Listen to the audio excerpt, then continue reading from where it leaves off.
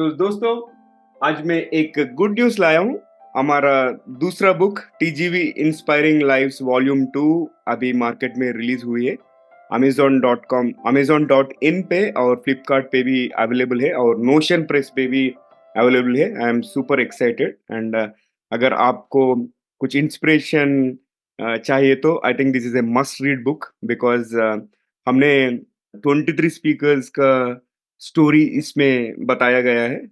We had over 500 interviews from 70 different countries featuring 500 plus guests. So उसमें से एक 23 guest का प्रोफाइल्स इसमें हम हाइलाइट किए हैं। उन उन उन लोगों ने बहुत सारा काम किए। उन they have excelled in everything that they have done and I am sure it is going to inspire you. And ये बुक का लिंक आपको शो नोट्स में भी मिल जाएगा। और आज हमारे टीजीवी हिंदी वर्चुअल स्टूडियो में मेरे साथ जुड़ी हुई है रोशनी गुप्ता जी। और उसका मंत्र ये है कि कोई आपकी मदद नहीं कर सकता, आपको अपनी लड़ाई खुद ही लड़नी होगा। If I were to translate that into English, no one can help you, you have to fight your own battle. And उसे कई चुनौतियां और स्वास्थ्य समस्याओं से गुजरना पड़ा है, लेकिन वह लचीली है। और आज का टॉपिक यूपीएससी से कविता तक, लचीलेपन के साथ प्रतिकूल परिस्थितियों पर विजय, means triumphing over adversity with resilience, because her story is super inspirational and मुझे यकीन है कि I think it is going to inspire millions across the globe. और ये टॉपिक के बारे में हम बात करने से पहले अपनी मेहमान रोशनी जी के दिमाग में कुछ गुदगुदी कर देंगे। सो रोशनी जी, मैं एक यादृच्छिक शब्द का उल्लेख करूंगा और आपके दिमाग में जो आता है उसे साझा करना चाहिए। आप ज्यादा मत सोचना। तैयार हो क्या आप? हाँ जी, तैयार हूँ और पहले तो सबसे पहले थैंक यू मुझे इनवाइट करने के लिए। Thank you so much. Most welcome. मैं आपको वेलकम ये रैपिड फायर राउंड होने के बाद करता हूँ officially but thank you for joining. ठीक है। सो पहला शब्द है कि भविष्य, फ्यूचर। ढेर सारी किताबें और ढेर सारी पोएट्री। सपना। मेरा खुद का पोएट्री शो। मुस्कान, स्माइल। दूसरों की लाइफ में कुछ परिवर्तन करना अच्छे मामले में। जिज्ञासा, क्यूरियोसिटी। हमेशा कुछ नया सीखना। धन, money. Money is the main thing. बहुत जरूरत होती है उसकी, बट मनी सब कुछ नहीं है। सर्वाइव करने की एक बेसिक थिंग। लाइफ, जिंदगी। जिंदगी संघर्ष। मूवी। वी लव यू जिंदगी। वो मे भी मेरा भी फेवरेट मूवी है। और ओके। और दूसरा शब्द है कि खाना, फूड। प्यार। ओके। एंड आविष्कार, इन्वेंशन। लोगों की जीवन को बेहतर बनाना। सुपर। और लास्ट वन, ग्रहांतरवासी, एलियंस। कभी कभी तो मुझे लगता है मैं खुद ही एलियन हूँ, इस ग्रह की वासी नहीं हूँ। इंटरेस्टिंग। और रोशनी जी, हमारा पहला रैपिड फायर राउंड में पार्टिसिपेट करने के लिए बहुत बहुत धन्यवाद। और एक rapid fire round toward the end of the episode में रहेगा, सो स्टे ट्यून्ड। और दोस्तों, टीजीवी हिंदी में आपका स्वागत है। टीजीवी हिंदी आपके बेहतर भविष्य के लिए। मैं हूं नवीन सामला, द गाइडिंग वॉइस प्लेटफॉर्म का फाउंडर और चीफ होस्ट, यानी व्यवस्थापक और मेजबान। हम टीजीवी हिंदी के माध्यम से भी हम इस दुनिया को कुछ बेहतर बनाना चाहते हैं और हम महत्वपूर्ण बातें करते हैं जिससे कि आपके जीवन और करियर को कुछ बेहतर बना सके। और रोशनी जी, टीजीवी हिंदी में आपका स्वागत है। हमारे इस सफर में जुड़ने के लिए बहुत बहुत धन्यवाद। कैसे हो आप? बढ़िया बढ़िया and thank you so much. Okay, ये मौके पे मैं सोनाली को धन्यवाद बोलना चाहता हूँ। Sonali, thank you so much for connecting with amazing Roshni Gupta and I am super thrilled to engage in this conversation में। रोशनी के साथ मुझे प्री इंटरव्यू बात हुई, उसका स्टोरी तो बहुत इंस्पिरेशनल है and I am sure all the audience that are watching और listening to this episode are going to love it and get inspired. So Roshni ji, will start with your life and career. आपके brief elevator pitch माने introduction share कीजिए हमारे audience के साथ। In short अगर मैं बोलूँ तो आज से 10 साल पहले मैं एक छोटा सा गांव है यूपी का, मैं वहां से दिल्ली आई थी और कुछ आइडिया नहीं था, जस्ट 12 पास आउट थी। और जिस बैकग्राउंड से मैं बिलोंग करती हूँ, जिस एरिया से आती हूँ, वहां पे 18 या 20 ईयर्स होते ही लड़कियों की शादी कर दी जाती है। बट मुझे ना भेड़ चाल का हिस्सा नहीं बनना था, मुझे लीग से अलग कुछ करना था, इंडिपेंडेंट बनना था। तो सबसे लड़ झगड़ के पेरेंट्स से मैं दिल्ली आई कि मुझे अपनी पहचान बनानी है, कुछ करना और कुछ आइडिया नहीं था। और यहाँ आते ही पता चला दुनिया कितनी बड़ी है और क्या करना है। तो स्टार्टिंग मेरी एक दुकान पे एक शॉप पे सेल्स गर्ल्स की जॉब से हुई थी। वाओ! उसको करने के बाद मैंने फिर इसमें आपका जो कॉल सेंटर होती है मैंने उसमें जॉब स्टार्ट की एंड आफ्टर दैट मैंने काउंसलर की जॉब स्टार्ट की। थोड़ा स्ट्रगल वाला फेज़ रहा पर उन सब चीज़ों से निकले। जिस कंपनी में मैं एज़ एन काउंसलर जॉब कर रही थी, एक टाइम के बाद मेरा सपना पूरा हुआ, उसको मैंने टेक ओवर किया और अपनी खुद की कंपनी 2 साल तक रन की। तब तक सारी चीज़ें स्मूथ चल रही थी, बट मेन इश्यू तब आया सडनली कुछ ऐसे इश्यूज़ हो गए जब हमें अपना ऑफ़िस शट डाउन करना पड़ा और फिर मैंने डिसीज़न लिया कि अब मैं फिर से जॉब स्टार्ट करूँगी। मैं हुँ, जॉब हुँ। भी कर रही थी बट वो एक जो सपना होता है ना मन ही मन बचपन से हम यूपी से बिलॉन्ग करते हैं, वहाँ पे सबसे ऊँची पोज़ीशन बोलते हैं सिविल सर्वेंट, आईएएस, पीसीएस बनना है। तो वो था कि वो मन में हमेशा चलता रहता था। तो एक टाइम पे मैंने डिसाइड किया कि अब थोड़ी-सी सेविंग हो गई है, अब थोड़ा-सा जॉब वगैरह छोड़ के यूपीएससी की प्रिपरेशन स्टार्ट करते हैं। बट मेन प्रॉब्लम मेरी लाइफ में तब स्टार्ट हुई। उसके बाद कुछ न कुछ मेरे हेल्थ इश्यूज़ लगे रहते थे। फाइनेंशियली तो ठीक था सारी चीज़ें क्योंकि शादी हो चुकी थी, हस्बैंड काफ़ी सपोर्टिव थे। अपने ही फ्रेंड से शादी की थी मैंने। हुँ, हुँ। बट इश्यू तब हुआ कि उसके यूपीएससी की जर्नी स्टार्ट करते ही मेरी प्रेग्नेंसी हो गई और प्रेग्नेंसी मेरी काफ़ी कॉम्प्लिकेटेड रही। मुझे सडन पता चला मुझे सर्विक्स इनकॉम्पिटेंस का इश्यू है। प्रीमैच्योर डिलीवरी हो गई, मेरा बेबी भी सर्वाइव नहीं कर पाया एंड आफ्टर दैट सडन पता चलता है कि मुझे स्पाइन की भी प्रॉब्लम है। लिस्थेसिस एक प्रॉब्लम होती है जिसमें आपके डिस्क में कुछ प्रॉब्लम हो जाती है और डॉक्टर ने मुझे 10 मिनट भी चेयर पे बैठना अलाउ नहीं किया। हुँ, इवन एक हुँ। डॉक्टर ने ये तक भी बोल दिया था कि अब मैं कभी अपने पैरों पर चल नहीं पाऊँगी। हुँ, बट बहुत टाइम तक मैं काफ़ी डिप्रेस्ड भी हो गई थी, मुझे थेरेपी वगैरह लेनी पड़ी बट एक टाइम के बाद मैंने डिसाइड किया अब बहुत हो गया है, अब अपनी विल पावर का इस्तेमाल करते हैं। अगर जीवन में इतने संघर्ष आ रहे हैं तो शायद बहुत कुछ सीखने के लिए आ रहा है। तो फिर मैंने थोड़ा-सा कुछ अलग करने का डिसाइड किया, अपनी लड़ाई खुद लड़ी और करंट टाइम में मैं प्रोफेशनल टैरो कार्ड रीडर हूँ, मैं पोएट्री भी करती हूँ। और एक प्रॉब्लम ये हुई कि जैसे ही मैंने पोएट्री का स्टार्ट किया कि चलो ठीक है अपने मन की भावनाएँ हम लोगों के बीच में शेयर करना स्टार्ट करते हैं, तब मुझे एक और डिज़ीज़ हो गई साइक्लिक वॉमिटिंग सिंड्रोम। ये सुनने में एक हुँ, नॉर्मल सी बीमारी लगती है, बट बेसिकली इसमें क्या होता है आपको इतनी ज़्यादा वॉमिट होती है कि आपको हॉस्पिटलाइज़ होना पड़ जाता है, हुँ। लंबे अरसे के लिए। और फिर मैंने इस बैटल से भी इसी तरीके से मैं इससे भी जीती हूँ और अभी भी करंट टाइम में मैं लड़ ही रही हूँ, बट मुझे पूरा भरोसा है मैं इससे भी लड़ के आगे निकल जाऊँगी। और अभी तो करंट टाइम में मैं प्रोफेशनल टैरो कार्ड रीडर हूँ, पोएट्री भी करती हूँ और एक राइटर भी हूँ। वाओ! आपका जर्नी तो बहुत इंस्पिरेशनल लग रहा है और आपका confidence levels are really amazing. Keep it up Roshni, मुझे तो बहुत इंस्पिरेशनल लग रहा है। Very nice and I am thank you so so happy to meet you. And Roshni, आपके इस सफ़र में ऐसे कौन-सी 3 चीज़ें जिसका वजह से आप आज इधर तक पहुँच सके? फर्स्ट तो मैं बोलूँगी मेरी मदर। मेरी मदर बहुत ज़्यादा एजुकेटेड नहीं है, सिर्फ़ 5th पास आउट थी, बट उनका सपना था कि अपने बच्चों को पढ़ाना है, बहुत आगे तक ले जाना है। जो लिखने का भी शौक मुझे रहा है, मेरी मदर से ही मिला है। वो इतनी हुँ, पढ़ी-लिखी नहीं थी, बट हिंदी नॉवेल वग़ैरह वो पढ़ती रहती थी, तो हम बच्चों को भी पढ़ने की बचपन से ही आदत लग गई। और जिस बैकग्राउंड से हम हैं, वहाँ पे बड़ा डराया जाता है कि लड़कियों को बाहर मत भेजो, लड़कियों के साथ ये हो जाएगा, वो हो जाएगा। तो उन्होंने पूरी सोसाइटी से लड़ाई की, समाज से लड़ाई करके हम लोगों के लिए कुछ अलग किया। उनकी वजह से ही मैं उस एरिया से बाहर निकल पाई हूँ। अपनी एक पहचान बना पाई हूँ। तो वो तो मदर है, उनका लगाव तो डेफ़िनेटली रहेगा बट संघर्ष उन्होंने बहुत किया हमारे लिए। तो फर्स्ट तो मैं उनकी थैंकफुल हूँ, वो मेरी जर्नी का बहुत अहम हिस्सा हैं। और सेकंड मैं अपने हस्बैंड को सपोर्ट करूँगी क्योंकि ही नाइस। इज़ द पर्सन उन्होंने मेरे सपनों की बहुत इज़्ज़त की। हुँ, तो हुँ। लोग बोलते हैं ना किसी मर्द की सफलता के पीछे किसी औरत का हाथ होता है, तो सेम मैं बोलूँगी कि औरतों की सफलता के पीछे भी किसी एक सफल औरत के पीछे एक मर्द का हाथ होता है। भले मेरे स्पाइन में प्रॉब्लम हो गई है, बट मेरा बैकबोन मेरे हस्बैंड है, वो हमेशा खड़े रहते हैं। कभी-कभी मुझे भी लगता है कि अब शायद बहुत ज़्यादा हो रहा है, मैं नहीं कर पाऊँगी, बट हस्बैंड बोलते हैं नहीं, तुम कर सकती हो। उनको मुझ पे बहुत ज़्यादा ट्रस्ट है और वही ट्रस्ट फिर मुझे आगे बढ़ने के लिए प्रेरणा देता है। और थर्ड थिंग मैं बोलूँगी मेरी कभी ना हारने वाली जो सोच है, कभी भी नहीं हारना है, अपनी मदद खुद करना है और मैं बहुत डिसिप्लिन्ड हूँ। हुँ, तो इस वजह से मुझे लगता है ये 3 चीज़ें हैं जो जिसकी वजह से मैं इन सब सारी चीज़ों से निकल पाई हूँ। Very nice Roshni. आपका हस्बैंड का नाम क्या है? Vinay Gupta, he is a Vinay cyber security consultant. Super. Vinay Gupta, kudos to you. And I think this is not an easy thing.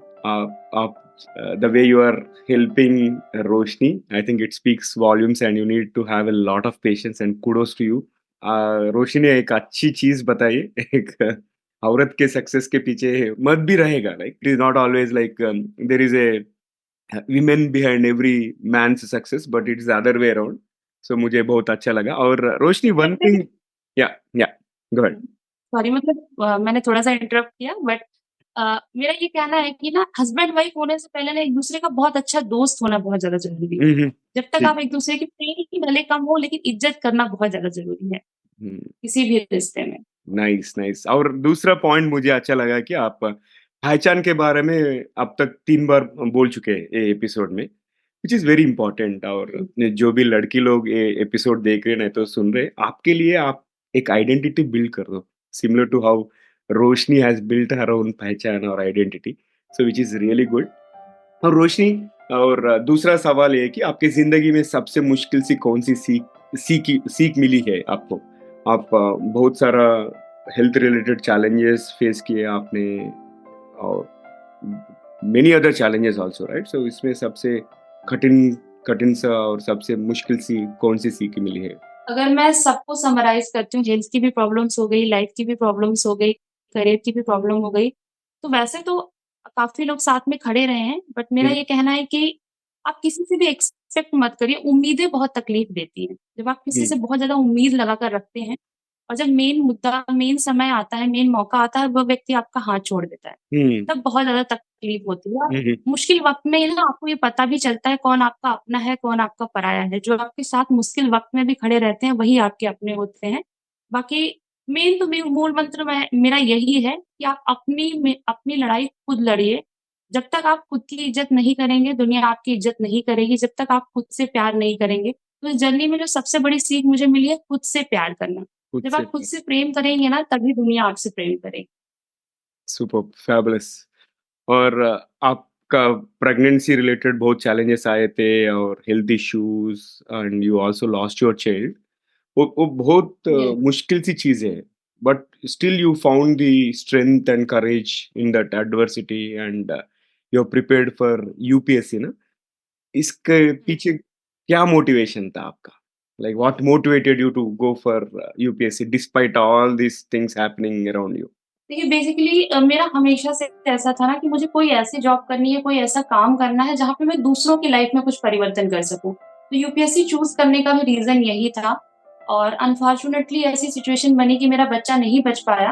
तो मेरा थोड़ा-सा नेचर ऐसा है ना कि मैं एक ही चीज़ को लेकर रोना एज़ एन मदर आप समझ सकते हैं वो कितनी बड़ी तकलीफ थी। उसकी भरपाई कभी भी नहीं हो सकती एज़ एन मदर अपना बच्चा खोना ये दुनिया की सबसे वर्स्ट फीलिंग है, सबसे वर्स्ट तकलीफ है। लेकिन उस दिन सेम डे मैंने अपनी मदर से बोला जिस दिन मैंने अपना बच्चा जाते हुए देखा, मैंने बोला अगर मेरा खुद का बच्चा नहीं बचा है, तो मुझे दुनिया में बहुत सारे बच्चों की हेल्प करनी है। बहुत सारे बच्चों के जीवन में बदलाव करना है। और उस समय मेरे पास मुझे लगा कि यही एक ज़रिया है अगर यूपीएससी से मैं सिविल सर्वेंट बन जाती हूँ, तो बहुत सारे बच्चों को मैं एजुकेट कर सकती हूँ, बहुत सारे बच्चों के जीवन में बदलाव कर सकती हूँ। बट जर्नी के बाद, थोड़े से प्रोसेस के बाद मुझे समझ में आया किसी की मदद करने के लिए ज़रूरी नहीं है आप आईएएस, पीसीएस ही बने। आप जिस भी क्षेत्र में हैं, जहाँ पे भी हैं, आप अपने स्तर पे हेल्प करके इस देश में, इस दुनिया में बदलाव कर सकते हैं। तो मेनली मेरे अंदर हमेशा से यही रहा है कि लोगों के जीवन में मुझे बदलाव करना है। आज भी हुँ, टैरो कार्ड रीडिंग मुझे इसीलिए पसंद है क्योंकि यहाँ पे भी मैं लोगों को गाइडेंस देती हूँ। हमारे जो भी गाइडेंस है मेरे बताने से अगर लोगों के जीवन में ज़रा-सा भी बदलाव होता है, तो मुझे बहुत सैटिस्फैक्टरी फील होता है। हुँ, हुँ। और आपने सर्विक्स इनकॉम्पिटेंस के बारे में भी बताई है ना? और उसके अलावा हाँ। इनसोम्निया, स्लीपलेसनेस बोलते हैं, right? And also anxiety, spine fracture ये सबको डील करना बहुत-बहुत मुश्किल है। एंड इस सफ़र में ऐसा कौन-सी टर्निंग पॉइंट या माइंडसेट शिफ्ट है, which actually help you to start new chapter in your life? आपके ज़िंदगी में चलो whatever has happened but let me be resilient मैं आगे बढ़ना चाहिए बोल के आपको कैसे लगा like what has happened within you?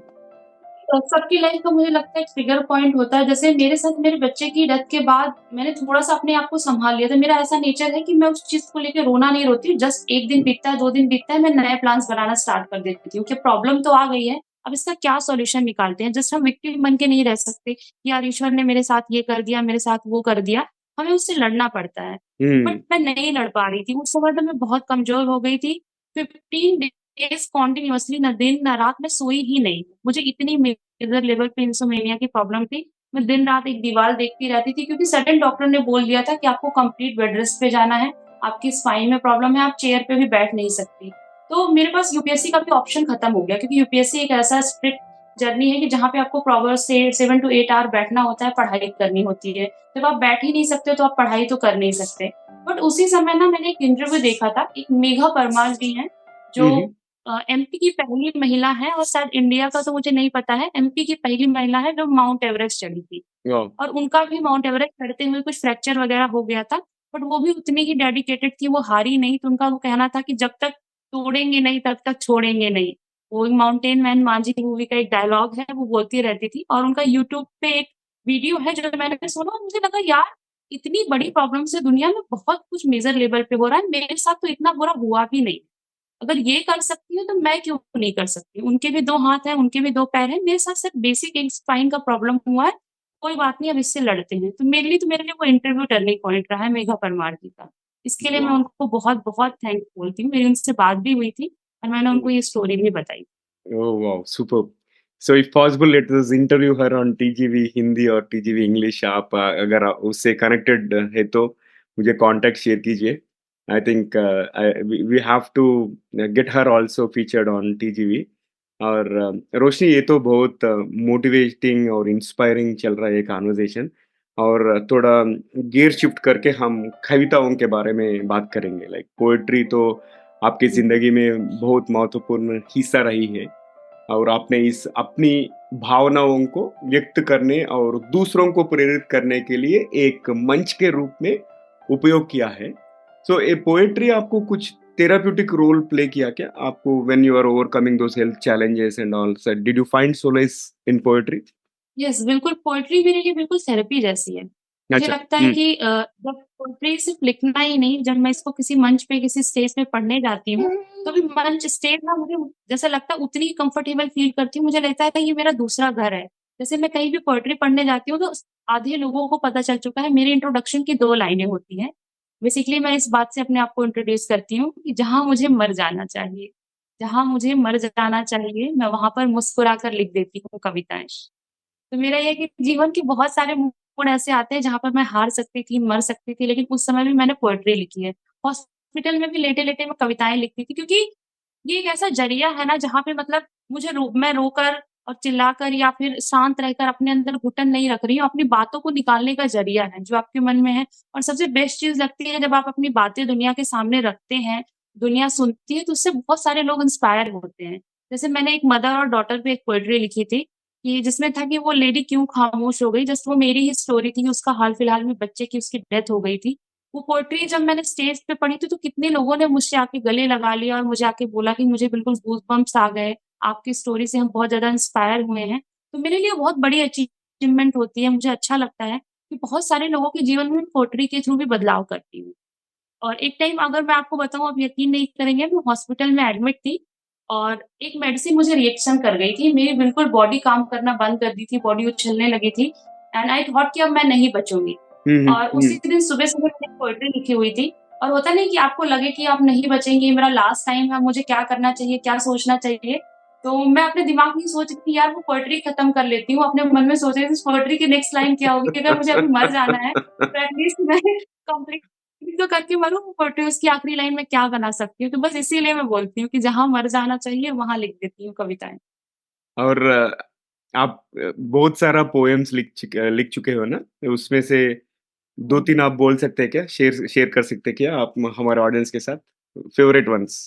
बिल्कुल, एक छोटी-सी पोएट्री है, अगर आप उसको रिलेट करने की कोशिश करेंगे, मेरा ये है आत्मसम्मान पे, सेल्फ रिस्पेक्ट पे है। कई हुँ, बार हुँ। ऐसा होता है ना कि हम लोग किसी रिश्ते को बचाने के लिए, किसी इंसान को खोने का डर हम पे इतना ज़्यादा हावी हो जाता है कि हम हुँ, अपनी सेल्फ रिस्पेक्ट भी खोने लगते हैं। तो हुँ, मेरा हुँ। अपना मानना है कि जो आपकी सेल्फ रिस्पेक्ट है, वो बाहर कहीं गिर जाए फिर भी ठीक है, बट आपकी सेल्फ रिस्पेक्ट जब आपकी खुद की नज़रों में गिरती है ना, तो बहुत मुश्किल दौर होता है।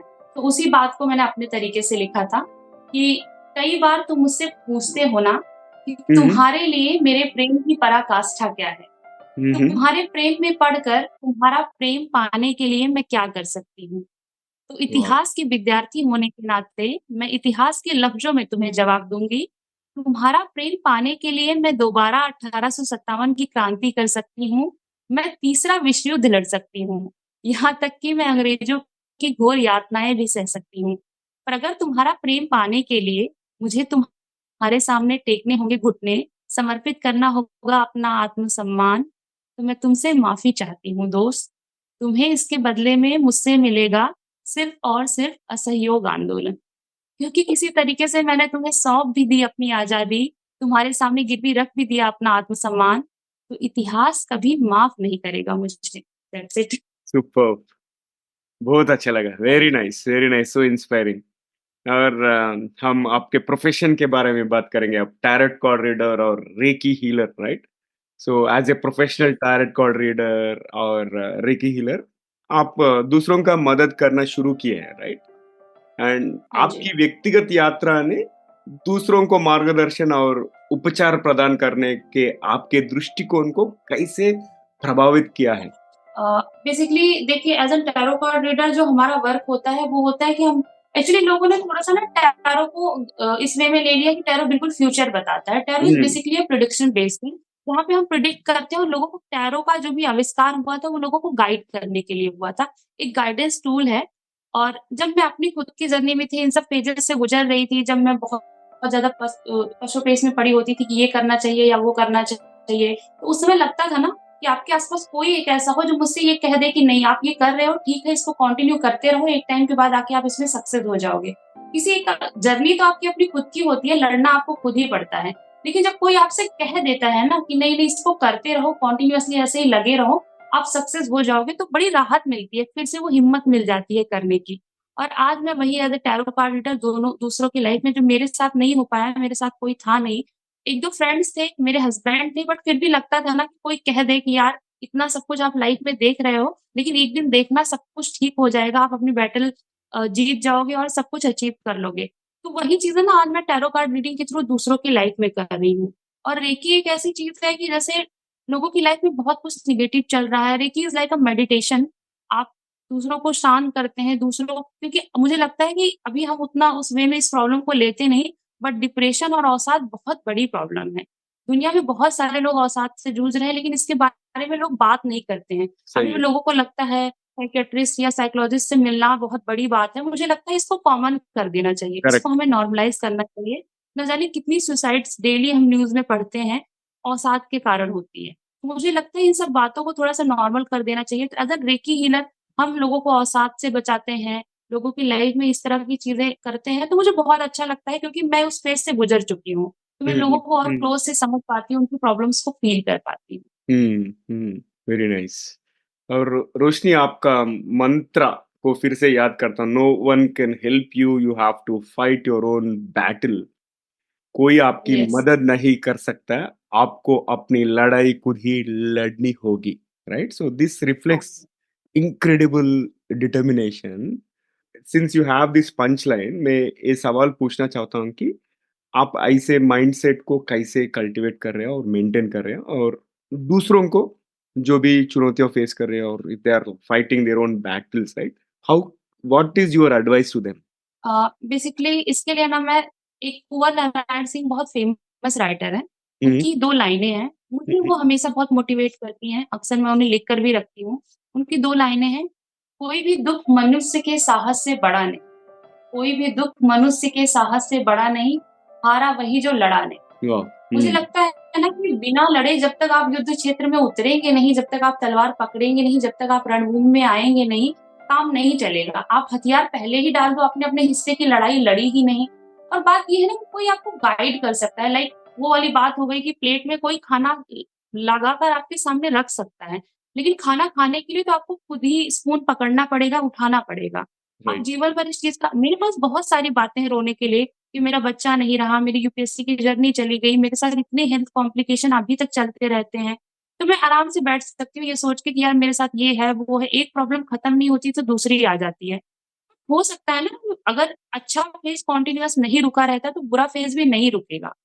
अच्छा फेज़ जाता है तो बुरा फेज़ भी डेफ़िनेटली जाएगा, बट आपको हिम्मत करनी पड़ेगी। अपने हिस्से की लड़ाई खुद लड़नी पड़ेगी, आपको हिम्मत दिखानी पड़ेगी। क्योंकि इन सब जर्नी में मैंने एक चीज़ सीखी कि जब तक आप खुद से प्यार नहीं करेंगे ना, दुनिया आपसे प्यार नहीं करेगी। एक दिन कोई आपका रोना सुन लेगा, 2 दिन सुन लेगा, थर्ड डे वही बोलेगा। आप थेरेपिस्ट के पास भी जाते हैं तो वो पर डे की फीस लेता है आपका रोना सुनने के लिए। तो मुझे लगता है कि ठीक है, 1 दिन 2 दिन इससे ज़्यादा कोई नहीं सुनेगा। आपको खुद ही अपने लिए स्टैंड लेना पड़ेगा, अपने हिस्से की लड़ाई खुद लड़नी पड़ेगी। फैबुलस, सुपर और बहुत शानदार बातचीत हुई अब तक रोशनी, और समय आ चुके हैं हम दूसरा रैपिड फायर राउंड को किक ऑफ करने के लिए, और मैं 5-6 क्वेश्चंस पूछूंगा, आप तैयार है तो दूसरा इंटरेस्टिंग रैपिड फायर राउंड शुरू करेंगे। Are you ready? Yes, yes.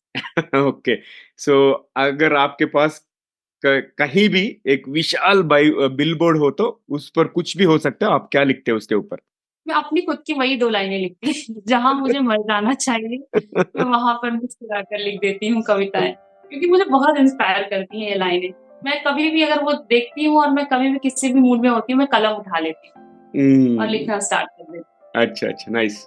अगर आपको कभी कोई कार्टून कैरेक्टर बनना पड़े तो आप कौन सा कैरेक्टर बनना पसंद करोगे आप? Donald duck. Donald duck, okay. And अगर आपको एक दिन के लिए नियंता बन के ऐसा नियम बनाने का मौका मिले जिसे सभी को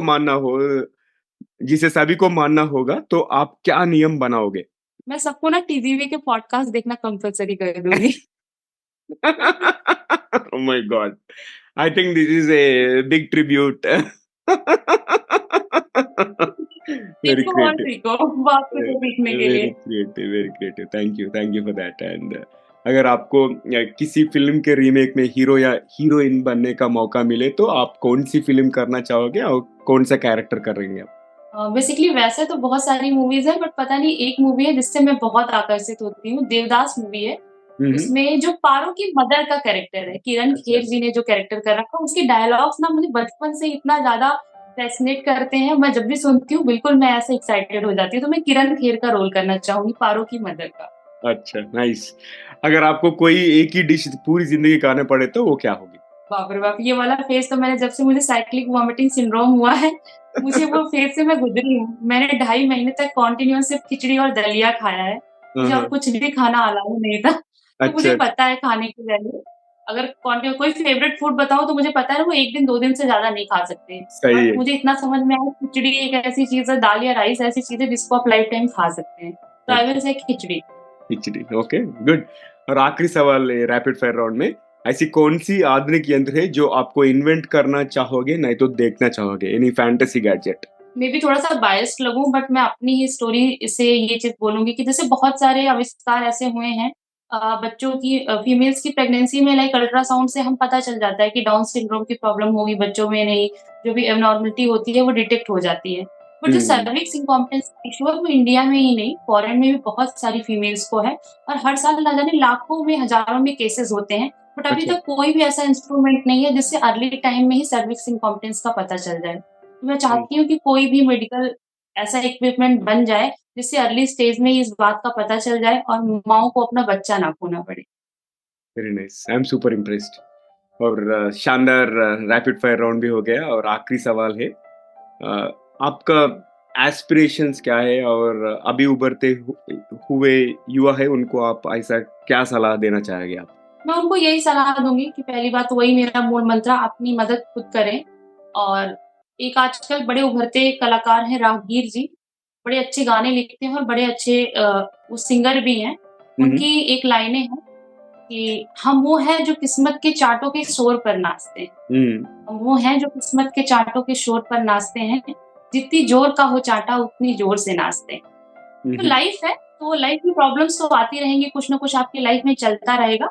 बट इतनी जल्दी जैसे मैं आजकल देखती हूँ लोग बहुत जल्दी गिव अप कर देते हैं। उनको लगता है कि ठीक है यार मेरे साथ ये हो गया। मैं डिप्रेशन की प्रॉब्लम को समझती हूँ, एंग्ज़ायटी को भी मैं समझती हूँ, पर मेरा ये कहना है ना कि दुनिया बहुत खूबसूरत है, यहाँ पे बहुत कुछ करने के लिए है। इतनी आसानी से हारिए मत। अगर आप बहुत ज़्यादा अवसाद में हो जाएँ, परेशान हो जाएँ, तो प्लीज़ दूसरों की भी जर्नी देखिए। आपसे वर्स्ट स्टेज से भी लोग निकले हैं। और मुझे तो सही। जब बहुत ज़्यादा वर्स्ट लगता है, जब मेरे साथ स्पाइन की प्रॉब्लम हो गई थी, तो मैंने ये भी सोच लिया था कि यार मैं फिर भी बहुत ठीक हूँ, मेरे स्पाइन में प्रॉब्लम है, मेरे हाथ सही सलामत हैं, लोगों के पैर एक्सीडेंट में कट जाते हैं, कितनी बड़ी-बड़ी प्रॉब्लम लोगों के साथ हो जाती है। तो मेरा ये है कि ज़िंदगी की रणक्षेत्र से भागिए नहीं, उतरिए मैदान में, लड़ाई लड़िए, कुछ ना कुछ तो ज़रूर हासिल होगा और कुछ नहीं होगा तो कुछ ना कुछ तजुर्बा तो आप ज़रूर सीखेंगे। सुपर। Super impressed again. और रोशनी जी, आपको टीजीवी हिंदी में कैसे लगा? Like how is your experience being hosted on TGV Hindi platform? बहुत, बहुत ही ज़्यादा अच्छा लगा। इवन मैं एक्सपेक्ट भी नहीं कर रही थी किसी ऐसे प्लेटफ़ॉर्म पे मुझे बुलाया जाएगा। सबसे पहले तो मैं इसके लिए बहुत ज़्यादा थैंकफुल हूँ। और अगर मेरे थ्रू किसी की भी लाइफ़ में ज़रा-सा भी परिवर्तन हो जाता है, कोई भी मेरी जर्नी से इंस्पायर होता है, तो मेरे लिए बहुत बड़ी अचीवमेंट होगी। मुझे तहे दिल मतलब दिल से बहुत ज़्यादा खुशी होगी। कि किसी की भी लाइफ़ में अगर मेरी वज़ह से कोई भी परिवर्तन होता है, हमारी कन्वर्सेशन से किसी की भी हेल्प हो जाती है, तो मेरे लिए बहुत बड़ा अचीवमेंट होगा। ज़रूर होगा, one life at a time and it will go millions and beyond. आपका डेफ़िनिटली, स्टोरी बहुत डेफ़िनिटली। इंस्पिरेशनल है और thank you so much for joining me today. हमारे साथ जुड़ने के लिए बहुत-बहुत धन्यवाद रोशनी। और Sonali, most thank you so welcome. Much for connecting with amazing Roshni Gupta and keep referring some good people. हम इस दुनिया को अनसंग हीरोज़ के बारे में हम इंट्रोड्यूस करना चाहिए। TGV is all about portraying all the successes, all the unsung heroes, सब कुछ। अगर हम एक एपिसोड से एक आदमी को लाइफ भी हम इन्फ्लुएंस करें तो that is the biggest win, वही हमारा बड़ा जीत है। ऑलराइट, सो रोशनी, हम फिर से दूसरे एपिसोड्स में मिलेंगे। For sure I am going to call you again and wish you all the best in definitely, everything मैं दैट यू डू। इंतज़ार थैंक यू करूँगी। For inspiring me and our audience today. I really appreciate it. Okay sir, thank you so much and thank you so much आपकी audience को भी। Most welcome.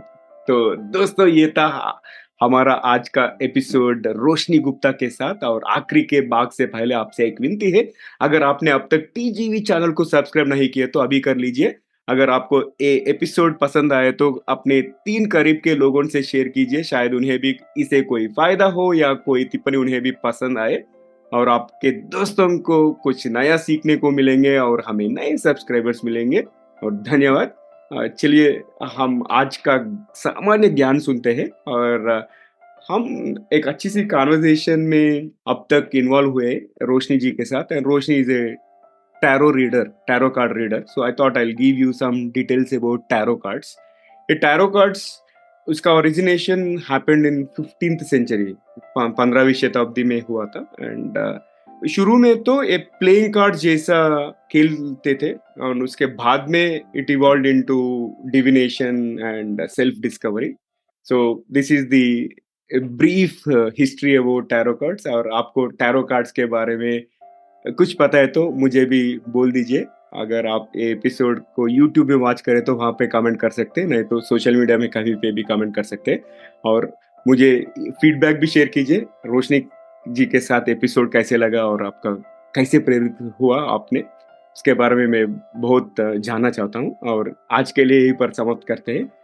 दोस्तों, thank you so much for tuning in and TGV Hindi में tune करने के लिए बहुत-बहुत धन्यवाद। और आपको कोई प्रतिक्रिया यानी सजेशंस है या अगर आप किसी को हमारे मेहमान करके बुलाना चाहते तो हमें ज़रूर ईमेल करें। और हमारा ईमेल एड्रेस tgvhindi@gmail.com। मैं हूँ नवीन समला, आपकी हमसफ़र। और यही उम्मीद है हमारी ये कोशिश कई लोगों की ज़िंदगी में कुछ अमूल्य बातें पहुँचाए। तो अगली बार तक एक लिए नमस्ते और धन्यवाद। टीजीवी हिंदी में ट्यून करने के लिए बहुत-बहुत धन्यवाद और फिर से अगले एपिसोड में दूसरे मेहमान के साथ मिलेंगे। जब तक take care guys. Love you.